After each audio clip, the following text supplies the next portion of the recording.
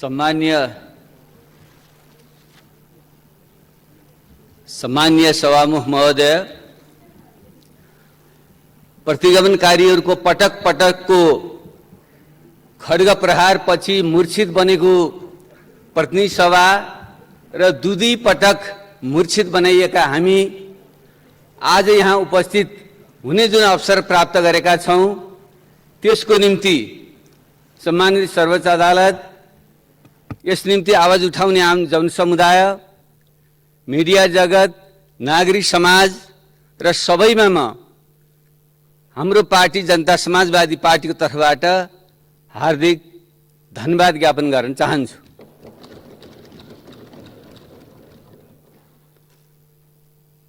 धेरै विमर्शहरू यहाँ भइसके।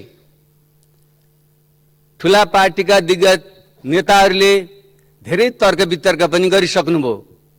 म त्यसलाई धेरै दोहोर्याउने पक्षमा छैन, तर म पनि र खास गरी जनता समाजवादी पार्टी जो नेपालका सबै खाले उत्तीर्ण विभेदमा परेकाहरू, वर्गीय रूपमा विभेदमा परेका बारे त हामी धेरै कुराहरू गर्यौं, त्यो रहिरहन्छ। तर जातीय, क्षेत्रीय, लैंगिक, जातपात जन्य विभेदमा परेकाहरूको जुन अत्यधिक ठूलो जनसंख्या देशमा छ र त्यो अहिले पनि गरिबी, बेरोजगारी र अधिकार विहीनताबाट, नागरिकता विहीनताबाट पीडित छन्। तिनीहरूको मुक्तिको निम्ति लागि पर्ने शक्तिको रूपमा जनता समाजवादी पार्टीको परिकल्पना गरिएको हुनाले हामी देशमा जे भयो, खास गरी गत पौष 5 गतेबाट पटक पटक हामीले 70 वर्षसम्म लडेर ल्याएको संघीय लोकतान्त्रिक गणतन्त्र र नेपालको इतिहासमा पहिलोचोटि नेपाली जनता आफैले आफ्नो चुनिएका प्रतिनिधि मार्फत बनाए संविधान सभाबाट बनाएको संविधानको पटक पटक हत्या गर्ने, यसका मूलभूत मान्यताहरूलाई कुल्चने र देशलाई अँध्यारो सुरुङमा धकेल्ने दृश्य अदृश्य भित्री बाहिरी शक्तिहरूको चलखेलमा यो सबै उपलब्धिलाई गुमाउने जुन खतरा पैदा भयो, हामी यो संविधानमा असहमति राख्नेहरू, म आफैले त्यसलाई आधा गिलास भरी आधा गिलास खाली भनेर मैले त्यति बेलै संविधान जारी भएकै दिनदेखि भन्दै आएको हुँ। फेरि पनि हामीले किन अग्र पंक्तिमा उभिएर, भले हामी सानै आवाज होला, सानै शक्ति होला, पुस 5 गते यताको इतिहास हेरौं, किन हामी लाग्यौं भने हामी त यो आधा गिलासलाई बचाएर बाँकी गिलास भर्न हामी चाहन्थ्यौं। तर यहाँका भस्मासुर प्रवृत्तिले यो आधा गिलासलाई पनि घोप्ट्यायो, खाली गर्यो। त्यसैले हामी कमसेकम यो आधा गिलास त फिर्ता गरौं भनेर हामी लडेका हौं। र अहिले यहाँसम्म आइपुग्दा मैले यहाँबाट आभार व्यक्त गर्नै पर्छ अन्तर्हृदयदेखि। सर्वोच्च अदालतको फैसला पटक पटक मैले पढेँ। म त्यति धेरै, अन्यथा नमान्नुहोस्, म एउटा रेडिकल पोलिटिक्स गरेर आएको मान्छे।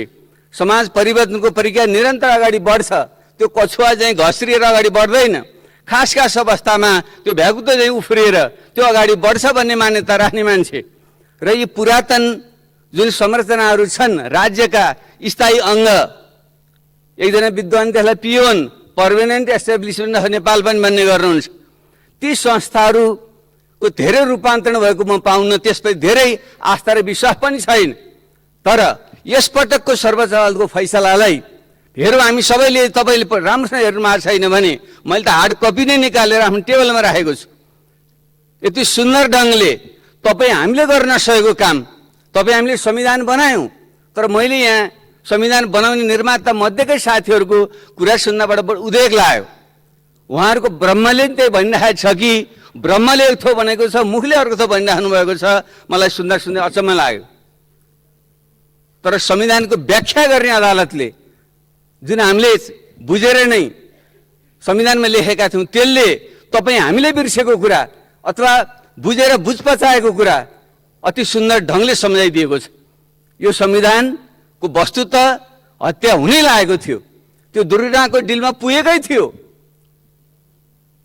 भन्न सक्नुहुन्छ।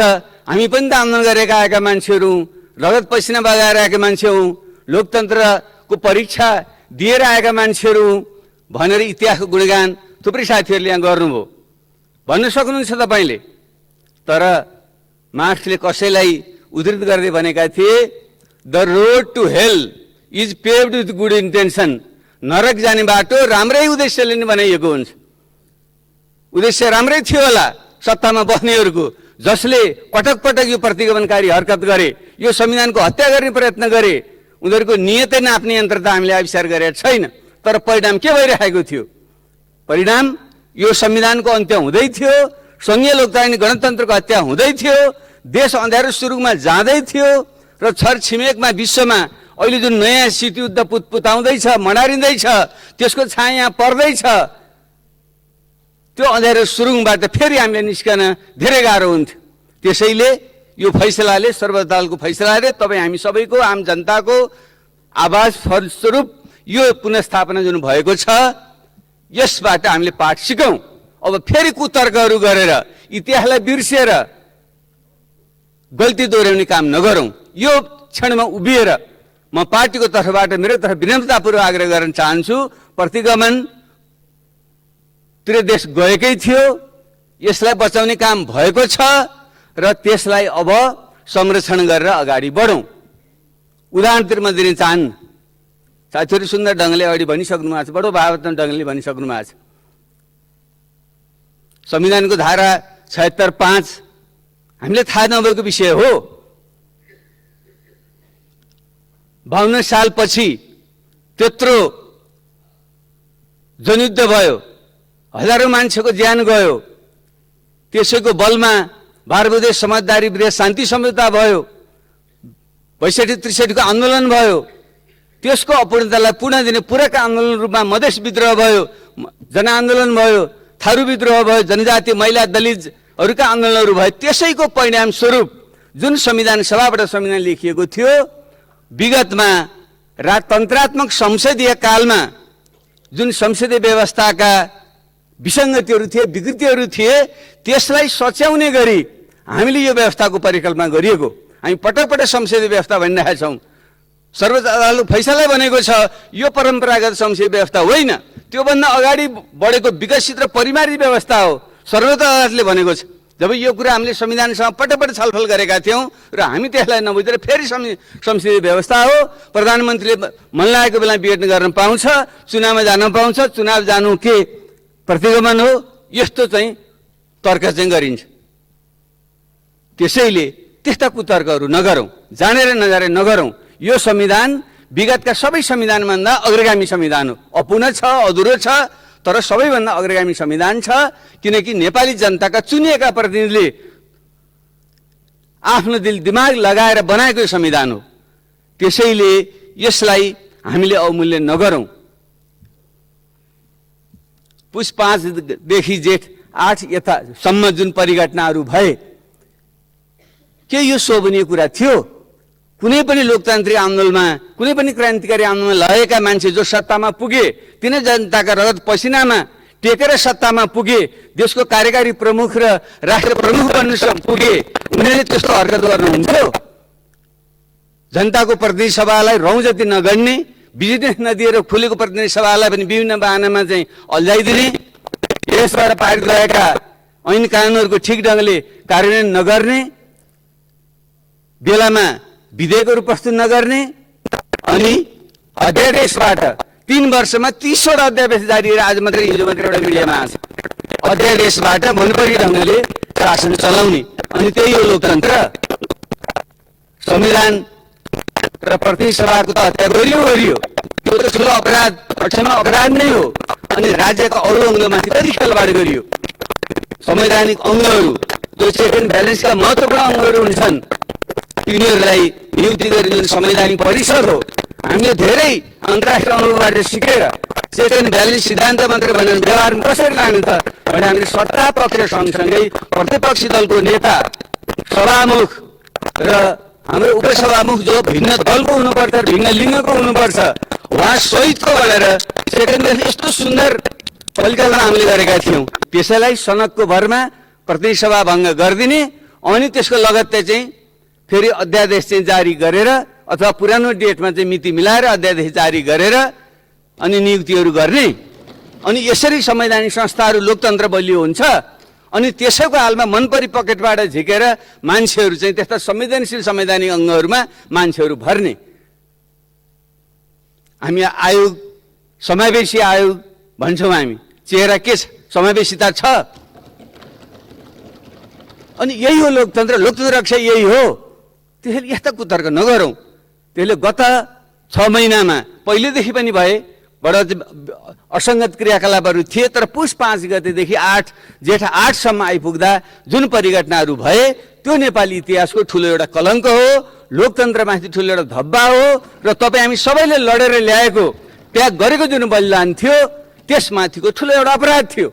त्यसैले यसमाथि कुनै पनि किन्तु परन्तु नगरौँ, त्यो आफैलाई ढाँट्ने काम नगरौँ, जनतालाई ढाँट्ने काम नगरौँ।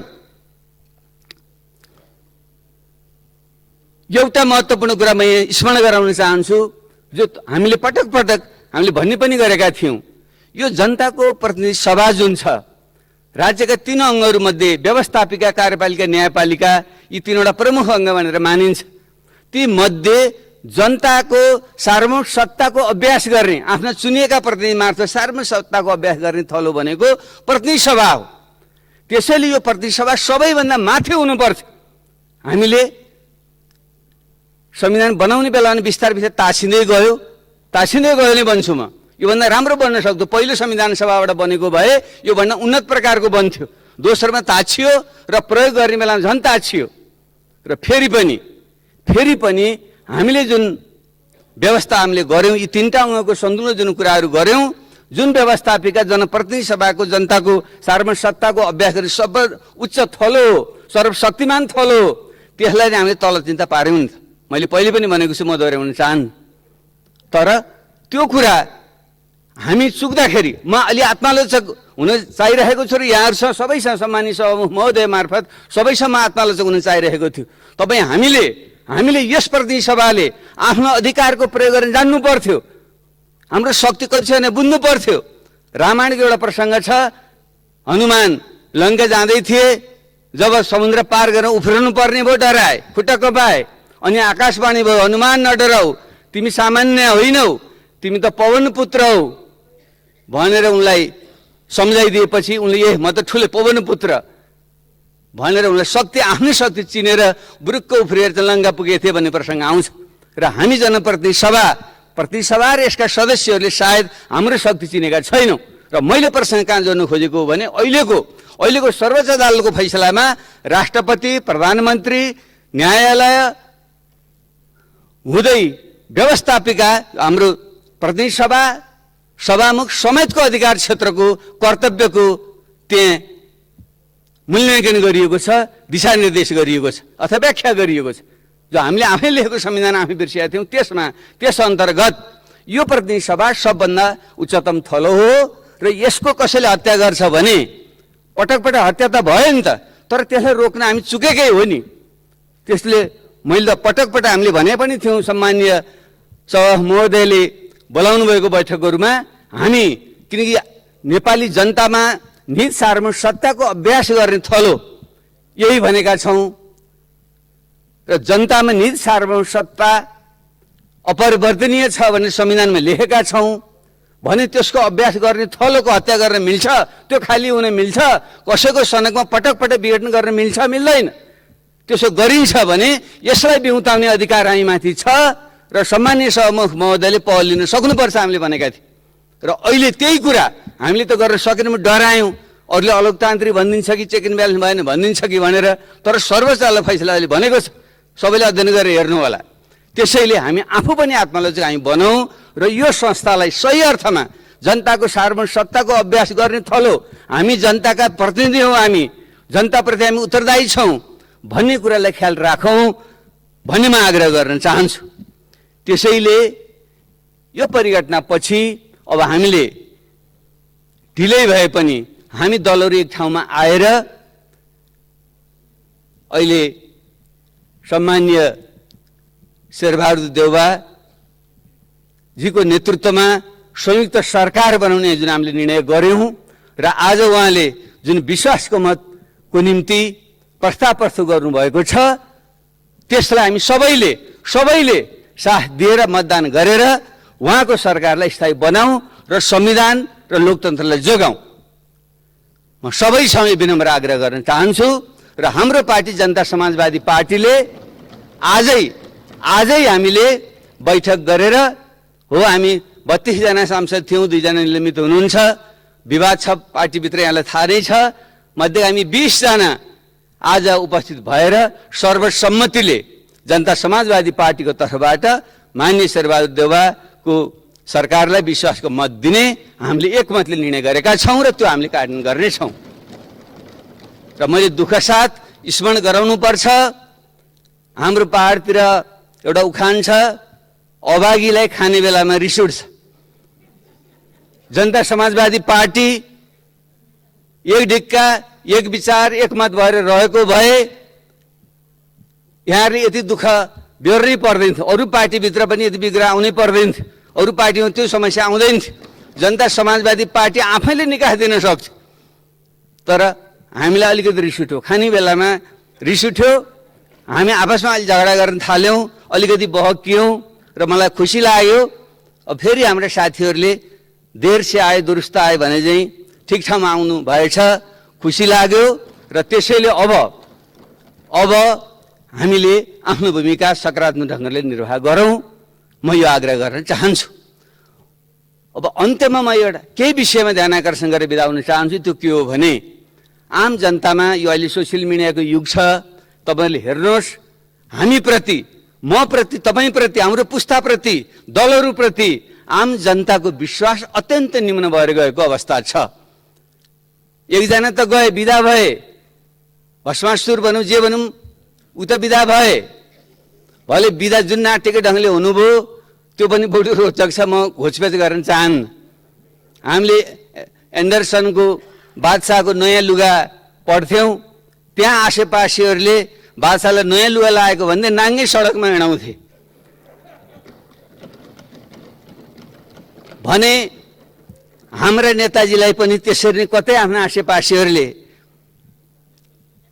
बिदा भइसकेपछि, सत्ताच्युत भएर बिदा भइसकेपछि सडकमा त्यसरी नङ्गिया त होइन। मलाई बडो दुःख लागेको छ, त्यस्तो नहोस्। तर हामी सबैप्रति विश्वास छैन। उहाँ त बिदा हुनुभयो, तर तिमीहरू पो कति कतिलाई छौ र भन्ने आम मान्छेको टिप्पणी छ। सोसियल मिडियामा तपाईँहरू हेर्नु होला। अरू केही चाहिएको छैन हामीलाई, यो खराबभन्दा कम खराबको यो चुन्ने काम भएको मान्छेले भनिरहेको छ। त्यसैले हामी खराब मध्ये कम खराब होइन, असल मध्ये बढी असल हुने हामीले प्रयत्न गरौँ। त्यसको निम्ति म हार्दै आग्रह गर्दै पार्टीको तर्फबाट म केही सुझाव सम्माननीय प्रधानमन्त्रीज्यू समक्षमा राख्न चाहन्छु। पहिलो कुरा, राजनीतिक मुद्दा लोकतन्त्र कहिले पनि पूर्ण हुँदैन, यो निरन्तर विकसित जाने कुरा हो। त्यसैले संविधानमा अपूर्णताहरू छन्, यसप्रति ठुलो सङ्ख्या असन्तुष्ट छ। म आफै संवैधानिक समितिको सभापति हुनुको नाताले म आफै त्यसमा असन्तुष्ट छु। यसका कतिपय पक्षहरू, खास गरी राज्यको पुनर्संरचना, नेपाल जस्तो एउटा बहुल राष्ट्रियता युक्त मुलुकमा सबै जाति समुदायहरूको पहिचान र अधिकार सुनिश्चित हुने गरी जुन सङ्घीय राज्यको पुनर्संरचना हुनुपर्थ्यो त्यो भएको छैन। संहिता त छ, तर एक प्रकारको प्रशासनिक प्रकृतिको संहिता छ। सही अर्थको चाहिँ जातीय विविधता भएको मुलुकमा, राष्ट्रिय विविधता भएको मुलुकमा पहिचान र अधिकार झल्कने गरी जुन सङ्घीय राज्य बन्नु पर्थ्यो त्यो बनेको छैन। त्यो सही यथार्थ कुरा हो। त्यो कुरामा आम जनसमुदाय, खास गरी मधेसी, थारू, आदिवासी जनजाति लगायतको उत्पीडित समुदायको त्यो सही गुनासो, असन्तुष्टि त्यसमा छ। त्यसलाई सम्बोधन गर्ने गरी हामी अगाडि बढ्नुपर्छ। अब यो बिचको अवधिमा आज उहाँले विश्वासमत प्राप्त गरिसकेपछि यसको फुल टर्म त जान्छ। अब करिब 1.5 वर्ष जुन समय छ त्यो समय त जान्छ। यो 1.5 वर्ष धेरै गर्न नसकिएला, तर एउटा राष्ट्रिय सहमति जुटाएर राष्ट्रिय एजेन्डा सेट गर्न सकिन्छ भन्ने मेरो आग्रह हो। त्यसले पहिलो कुरा राजनीतिक एजेन्डा सेट गरौँ, संविधानका अपूर्णताहरूलाई पूर्णता दिनको निम्ति संविधान संशोधनका जुन छुटेका कुरा छन्, राज्यको पुनर्संरचना, शासकीय स्वरूप, किनकि यो प्रत्यक्ष निर्वाचित कार्यकारी प्रणाली र पूर्ण समानुपातिक संसदमा जाँदा नै राम्रो हुन्छ भन्ने यो पटक पटक अहिलेको घटनाले पनि देखाउँछ। भलै यहाँ एकमत छैन। यस्ता विषयहरू, नागरिकताका विषयहरू, थुप्रै नागरिक, लाखौँ नागरिकहरू अहिले पनि नागरिकता विहीन छन्, हामी सबैलाई थाहा छ। हामी खालि आफ्नो चुनावी स्वार्थ र दलीय स्वार्थको निम्ति आफूले चाहेको बेलामा खोल्तीमा झिकेर अगाडि राख्छौँ र अलिकति अप्ठ्यारो पर्ने निम्ति फेरि चाहिँ आफ्नो पकेटमा हाल्छौँ। त्यो हामीले पटक पटक गरिराखेका छौँ। यो खेलबाड गर्ने विषय होइन। लाखौं नागरिकताविहीन जो जनसमुदाय छन्, मधेसका मात्र होइन, पहाडका मधेसका सबैतिरका मानिसहरू छन्, उनको नागरिकताको समस्या हल गरिनुपर्छ। र खास गरी महिलाहरू, आमा जन्म दिने आमालाई निशर्त रूपमा आफ्नो सन्तानलाई नागरिकता दिने जुन अधिकारको परिकल्पना हामीले गर्दै थियौँ, छलफल भएको थियो, संविधानमा अलिकति त्यो भाव आउँछ पनि, तर एउटा माथि लेखिएको कुरा तल गएर काटिएको छ र कानुन बनाउँदा झन कमजोर भएको छ, प्रयोग गर्दा झन कमजोर भएको छ। त्यसले यस्ता कुराहरूलाई सच्याएर हामीले संविधान संशोधनलाई एउटा मुख्य एजेन्डा बनाउनुपर्छ। त्यसमा राष्ट्रिय सहमति बनाउनेतर्फ सम्माननीय प्रधानमन्त्रीज्यूको चाहिँ ध्यान जानेछ भन्ने म आग्रह गर्न चाहन्छु। त्यसका सँगसँगै केही अत्यन्तै पेचिला मुद्दा बाँकी छन्। 10 वर्ष जनयुद्ध, त्यो एउटा नेपाली इतिहासको एउटा महान उथलपुथलकारी परिघटना थियो। अहिले त अपराधीकरण गर्ने खोज्नुहुन्छ, कमल प्रचण्डले भावनामा आउनुभयो। हामी त रगत सँगसँगै बगाएर आएका मान्छेहरू त, हामीले त थाहा छ नि पीडा त्यसभित्रको नि। नेपाल जनताले, उत्पीडित भूमि तहमा भएका जनताहरू, महिलाहरू, दलितहरू, जनजातिहरू, पिछडी क्षेत्रका जनता, गरिबहरू, किसानहरू कसरी चाहिँ होमिएर आफ्नो अधिकारको निम्ति ज्यान फालेका थिए। अनि तिनको त्याग र बलिदानलाई न्यूनीकरण गर्न मिल्छ? त्यसको जगमा यदि त्यो विद्रोह हुँदैन थियो भने यो त्यो नेपाली समाजको आर्थिक सामाजिक संरचनामा एउटा परिवर्तन त्यहाँ आउँदैन थियो भने, अनि यो परिवर्तन सङ्घीय लोकतान्त्रिक गणतन्त्र आउँथ्यो, संविधान सभाबाट संविधान बन्थ्यो भन्ने त 7 सालमा पनि भने हो नि। महान बिपी कोइराला, मोहम्मद नेपालले आधुनिक इतिहास सबभन्दा महान व्यक्ति त बिपी कोइराला हुनुहुन्थ्यो, त्यसपछि पुष्पलालहरू हुनुहुन्थ्यो। किन उहाँले पुरा गर्न सक्नु भएन? किनकि यो समाजमा अझै पनि त्यो पुरातन सामन्ती शक्तिहरू, जो धनाढ्य शक्तिहरू, परजीवी शक्तिहरू जसको चाहिँ बाहुल्य थियो, त्यो कारणले गर्दाखेरि नेपाली समाजले लोकतन्त्र पूर्णता दिन सकेको थिएन। त्यसले लोकतन्त्र पूर्णता दिने अभियानको एउटा कडी त्यो जनयुद्ध थियो। तर फेरि जनयुद्ध एक्लैले त्यो सक्दैन थियो, हुँदैन थियो। त्यही आत्मसात गरेर न आउनु मिलेर जाउँ भनेर हामीले बिन्दुमा पुगेपछि हामीले नै पहल गरेको त्यति बेला। यो भ्रमण कोही पर्नु भएन। माओवादी नसकेर आएर माओवादीले आएर हो, माओवादी सिद्धिन तयार थियो। हामी त मर्ने भनेर हिँडेका थियौँ। तपाईँहरूले 50 लाखको पुरस्कार हामी टाउमा हाल्नुभयो होइन? हामी त हाँसी हाँसी हिँडेका थियौँ। तर मैले किन सम्झाइराखेको हो भने त्यसको अपराधीकरण गर्नु न्यायपूर्ण हुँदैन, सत्य होइन। र फेरि माओवादी एक्लै जित्थ्यो, उत्पात गर्थ्यो भन्नु पनि गलत हुन्छ। हाम्रो कतिपय साथीहरू अहिले त्यही भन्नु, त्यही बाटो गइराख्नु पर्थ्यो, शान्ति बाटो आउनु थिएन भन्नुहुन्छ। त मैले भन्नु खोजेँ कहाँनिर हो भने त्यसले माओवादी जनयुद्धले नै यो समाजको जुन 100औं वर्षदेखि चाहिँ कुण्ठित भएर बसेको जुन आर्थिक सामाजिक संरचना थियो त्यसलाई चाहिँ झकझक्याइदै थियो। र अरू जुन लोकतान्त्रिक शक्तिहरू, नेपाली काङ्ग्रेस 7 सालदेखि लोकतन्त्र लडेको शक्ति, पछिल्लो चरणमा आएर एमाले 46-47 सालपछि एउटा लोकतान्त्रिक बाटोमा आएको शक्ति, र अन्य जुन कतिपय क्षेत्रीय शक्तिहरू थिए, ती हामी सबै मिलेर ल आउनुहोस् एकचोटि फेरि यसलाई पूर्णता दिउँ भनेर नै हामी 12 बुँदे र वृहत शान्ति सम्बन्ध आएकै हो नि। तर दुर्भाग्य हाम्रो के भएको थियो भने 12 बुँदे समझदारी र मुख्यतः वृहत शान्ति सम्झौताको स्वामित्व हामीले लिइरहेका छैनौँ। त्यो त माओवादीको मात्रै भने जस्तो अहिले परिरहेको छ। त्यो टिआरसी सत्यनिर्वहन मेलमिलाप आयोग शान्ति प्रक्रियाकै अभिन्न अङ्ग होइन, अन्तरिम संविधानमा संविधानको अङ्ग बनाए होइन, अनि त्यही अन्तर्गत चाहिँ आयोगहरू गठन भएका होइनन्। त्यो काम किन अहिलेसम्म पुरा गरिँदैन? किन त्यसले गिजो ल्याएर राखिन्छ? म सुन्छु कतिपय प्रधानमन्त्रीजीहरूले नेताहरूले धम्क्याउनुहुन्छ अरे, तर यति मुद्दा छन् हो, मेरो टाउको 150 मुद्दा लगाउनुहोस्, म त तयार छु। अरू थुप्रै साथीहरू प्रचण्डजीको अरू सबैका टाउकामा छन्, अनि धम्क्याउने विषय हो यो। त्यसैले यसलाई पुरा गरौँ, मेरो पुरा गरौँ। यो पुरा गर्न सकिन्छ। सम्माननीय प्रधानमन्त्रीज्यूलाई यो अवसर छ। टिआरसीलाई चाहिँ अब मोलतोलको विषय, कसैले चाहिँ धम्क्याउने थर्काउने विषय त नगरौँ। कोही पनि धम्किने थर्कनेवाला छैन। हामी डराएछौँ भने पनि अर्को पुस्ता आउँछ, अर्को पुस्ताले त्यसलाई अगाडि बढाउँछ। त्यसले त्यस्तो गैरजिम्मेवार काम नगरौँ। टिआरसी र बेपत्ता आयोगको काम हामीले छिटो पुरा गरौँ। र अहिले एकजना मित्रले पनि भनिसक्नुभयो, मधेस आन्दोलन, थरुवाट आन्दोलन, जनजाति आन्दोलन लगायतका आन्दोलनका क्रममा भएका थुप्रै मुद्दाहरू अहिले पनि छन्। तिनलाई पनि सत्ताको भर्याङको रूपमा बार्गेनिङ नगरौँ। बार्गेनिङ गर्ने, अनि जब आफू अप्ठ्यारोमा परिन्छ त्यसपछि आन्दोलनकारी शक्तिहरूमध्येका केही नेताहरूलाई चाहिँ सत्ताको ललिपप देखाएर सत्तामा लिएर जाने, अनि काम केही नगरी झुक्याउने, यो पटक पटक भइरहेको। त्यस्तो नगरौँ। यी सबै आन्दोलनका मुद्दाहरूलाई फिर्ता हामीले गरौँ, तिनलाई टुङ्गो गरौँ। मान्य रेशम चौधरी थरु विद्रोहकै एउटा राजनीति बन्दी हो, यसमा कुनै किन्तु परन्तु छैन। मैले सम्माननीय प्रधानमन्त्रीसँग पनि अलग्गै पनि कुरा गरेको छु, उहाँ पनि स्वीकार्नुहुन्छ। भले अहिले त अदालतमा छ, तत्काल गाह्रो होला भन्ने कुरा उहाँले गरिराख्नु भएको छ। कुनै उपाय निकाल्न सकिन्छ। जब हामीले सबै हिजो झापा आन्दोलनका हाम्रा टिमुर बोटेर ओखलढुङ्गा काण्डका जनयुद्धका समस्याहरू हल गरौँ भने यो चाहिँ टिकापुर थारू विद्रोहको चाहिँ समस्या हल किन गर्न नसक्ने? हल निस्कन्छ। हाम्रो इच्छा त्यहाँ उपाय भनिन्छ। त्यसरी त्यसलाई हल गरौँ र विप्लव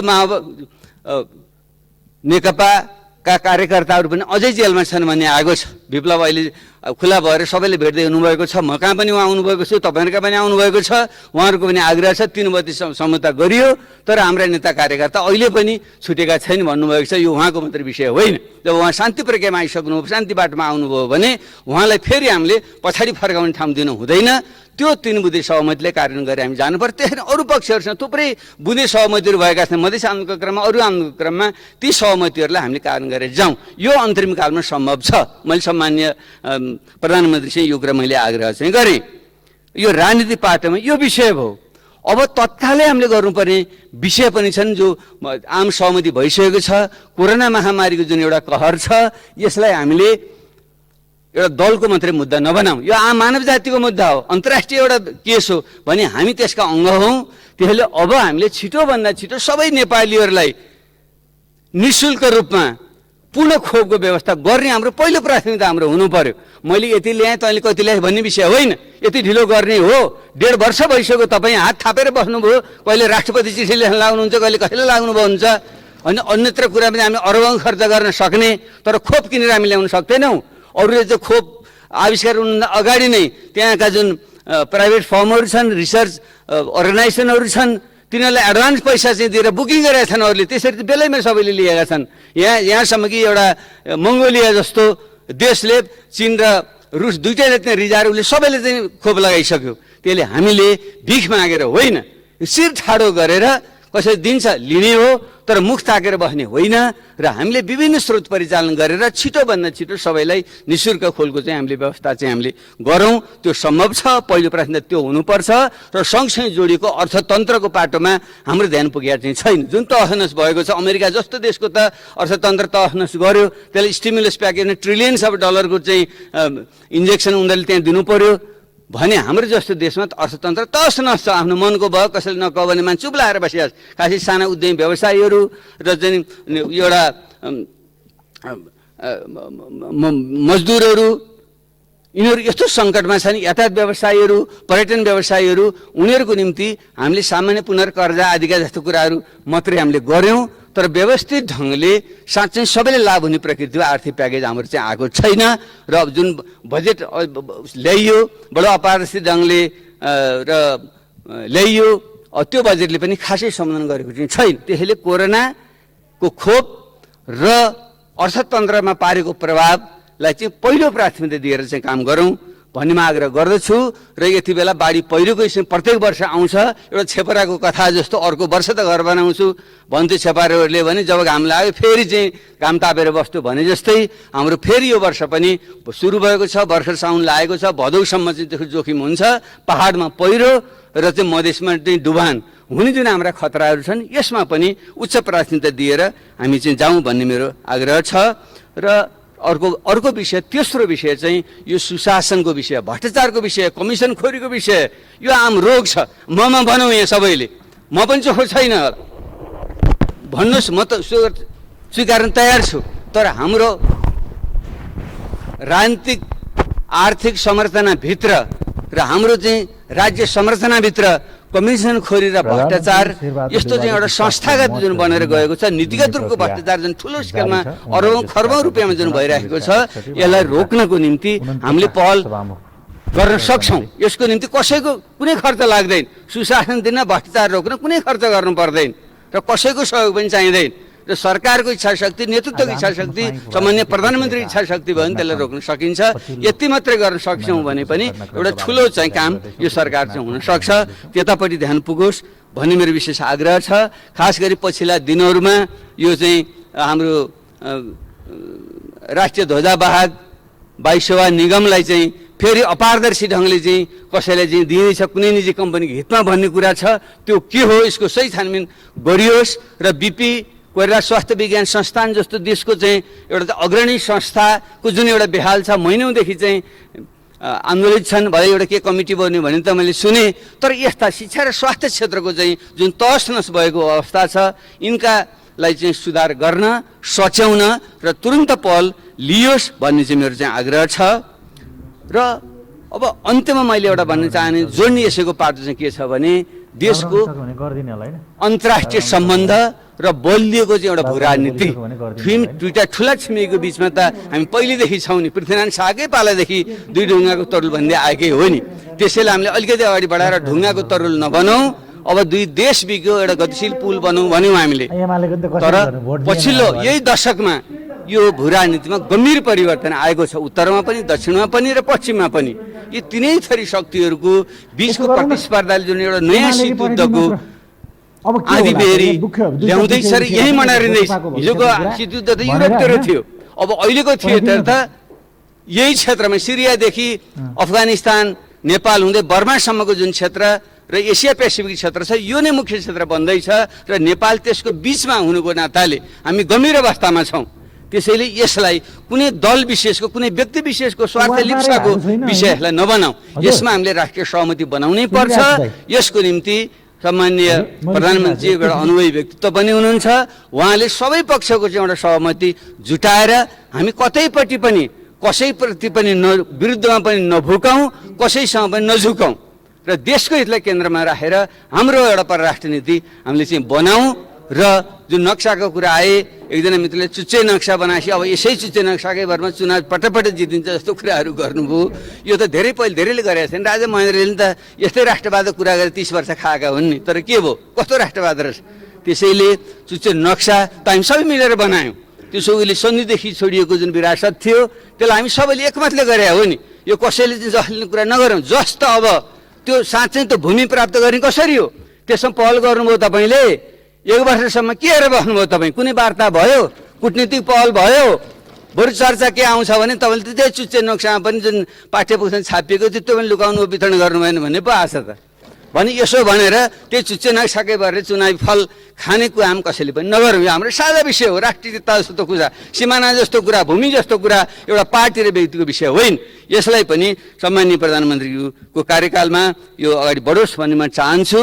र धेरै मान्छेले टिप्पणी गर्छन् यो जुन अहिले गठबन्धन छ, गठबन्धन सरकार बनेको छ, यसको न एउटा विचार मिल्छ, न स्वभाव मिल्छ, न प्रवृत्ति मिल्छ भन्ने जुन कुरा गरेका छन्, मलाई त के सम्झना आयो भने एकदम यो त गहिरियामा गएर हेर्नु हो भने 12 बुँदे सहमति र वृहत शान्ति सम्झौता कडी जानेर टुटेको थियो, जहाँ भत्किया थियो। खास गरी तत्कालीन माओवादी र मुख्य रूपमा गिरिजाप्रसाद कोइरालाले नेतृत्व गरेको चाहिँ नेपाली काङ्ग्रेस र तत्कालीन माधव नेपालजीले नेतृत्व गरेको एमाले र पछिल्लो चरणमा आएर मधेस आन्दोलनको नेतृत्व गर्ने हाम्रो उपेन्द्र यादव र पछिल्लो आन्दोलनको नेतृत्व गर्ने महन्त ठाकुर, अनि यिनै मान्छेहरू एक ठाउँमा आएपछि त यो चाहिँ कुनै विजातीय कुरा हुन्छ? यो त सही कुरा पो हुन्छ त। हिजो जुन कडी जहाँ टुटेको थियो त्यो कडीलाई जोडेर जाने र त्यो बाँकी जुन कामहरू छन् शान्ति प्रक्रिया लगायतका संविधानका अपुरा कुराहरू त्यसलाई पुरा गर्ने त्यसको स्टेक होल्डरहरू पो हामी एक ठाउँमा आएछौँ त। त्यसरी किन नहेर्ने? त्यसले हाम्रो आफ्नो पार्टी आइडियोलोजी मात्र किन हेर्ने? व्यवहारिक नेपाली राजनीतिक व्यवहारिक हिसाबले जुन यो अहिलेको 5 पक्ष अहिले एक ठाउँमा आएको छ, यो सही मान्छेहरू आएका छन्, एउटा आन्दोलनकारी शक्ति एक ठाउँमा आएका छन्। त्यसैले यसलाई सफल पार्नु हामी सबैको चाहिँ दायित्व हुन्छ। यसैको निम्ति सम्माननीय शेरबहादुर देउवाजीको सरकारलाई सबैले मतदान गरेर सफल पारौँ, यही आग्रह गर्दै म बिदा हुन चाहन्छु। धन्यवाद, नमस्कार।